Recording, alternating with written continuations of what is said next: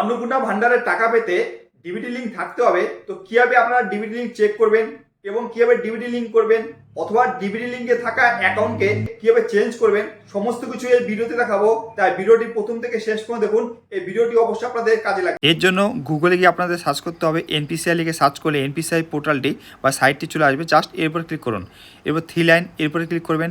Click করার পরে customer, এরপরে ভারত আধার শেডিং এনেবলার এরপরে ক্লিক করতে হবে। ক্লিক করার পরে আপনাদের এই যে আধার ম্যাপ স্ট্যাটাস এরপরে ক্লিক করবেন। ডিবিটি লিঙ্ক করা আছে কিনা, ডিবিটি লিঙ্ক করা না থাকলে আপনারা ডিবিটি লিঙ্ক করে নিন। ডিবিটি লিঙ্ক করার জন্য আপনাদের আধার শেডিং স্ল্যাশ ডিসিডিং এরপরে ক্লিক করতে হবে।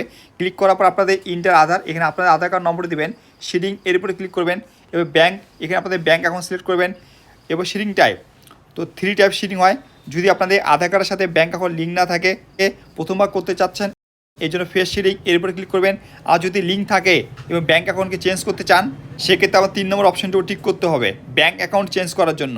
ঠিক আছে, central bank two state bank বা যে কোনো ব্যাঙ্কে যাওয়ার জন্য 3 নম্বর অপশন ঠিক করতে হবে। আর আপনার যদি আধার কার্ডের সাথে কোনো ব্যাঙ্কের লিঙ্ক না থাকে তো সেক্ষেত্রে ফেস শেডিং এরপর ক্লিক করবেন। অ্যাকাউন্ট নম্বর দেবে, কনফার্ম অ্যাকাউন্ট নম্বর করবেন। নিচে এই বক্সটি ঠিক করবেন, নিচে যে ক্যাপচারটি আছে সেটা দিবেন, তারপর সাবমিট করবেন। সাবমিট করার পর আপনার আধার কার্ডের সাথে যে মোবাইল নম্বর লিঙ্ক আছে সেটাতে ওটিপি চলে আসবে। তো সেই ওটিপি নম্বর দিয়ে ভেরিফাই করবেন।